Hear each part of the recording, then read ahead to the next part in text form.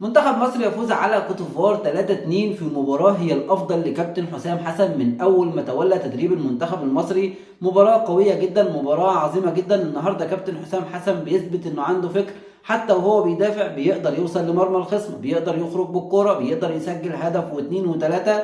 وده اللي كان مطلوب، وده اللي الجمهور المصري كله بيطالب بيه. مش مشكلة عندي ان انت تدافع، مش مشكلة عندي ان انت يكون عندك تحفظ، المهم ان انت وانت بتدافع يكون لنا اسلوب لعب، يكون في تعليمات، يكون في كلام ازاي نوصل لمرمى الخصم وازاي نسجل اهداف. وده اللي حصل النهارده، علشان كده ظهر المنتخب المصري بشكل قوي جدا.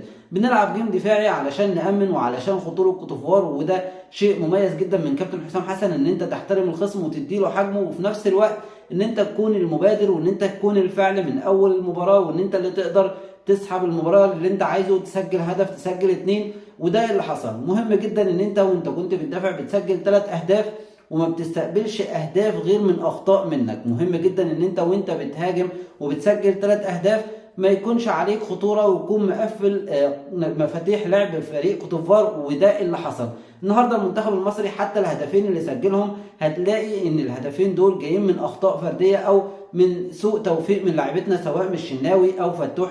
لكن غير كده المنتخب المصري واقف على رجله، المنتخب المصري متماسك، المنتخب المصري مفيش كرة بتروح تشكل عليه خطورة غير الكرات الثابتة اللي هتفضل آفة وعبء وغلط او خطأ موجود متكرر عندنا، ان احنا كل الكرات الثابتة بتشكل علينا خطورة. كل الكرات الثابتة لازم يكون فيها اخطاء من الحراس. اي حارس بيقف بيخطأ نفس خطأ الشناوي تحت ال3 خشبات في كرة عرضية في ركنية، لازم نفس الخطأ ده بيكون متكرر.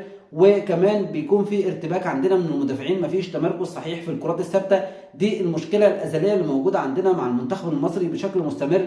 كمان الخطا الوحيد او الحاجه الوحيده اللي تؤخذ على كابتن حسام حسن في المباراه النهارده، ان انت في التغيير حتى وانت متاخر في التغيير، يعني انت بتطلع امام عاشور في الدقيقه 75، كان لازم اللي ينزل زيزو، لان زيزو الاجهز. تريزيجيه راجع من الاصابه او جه على نفسه وداس على نفسه علشان يلحق المباراه، فمش اقوى حاجه ومش افضل حاجه ومش هيدوس بشكل قوي.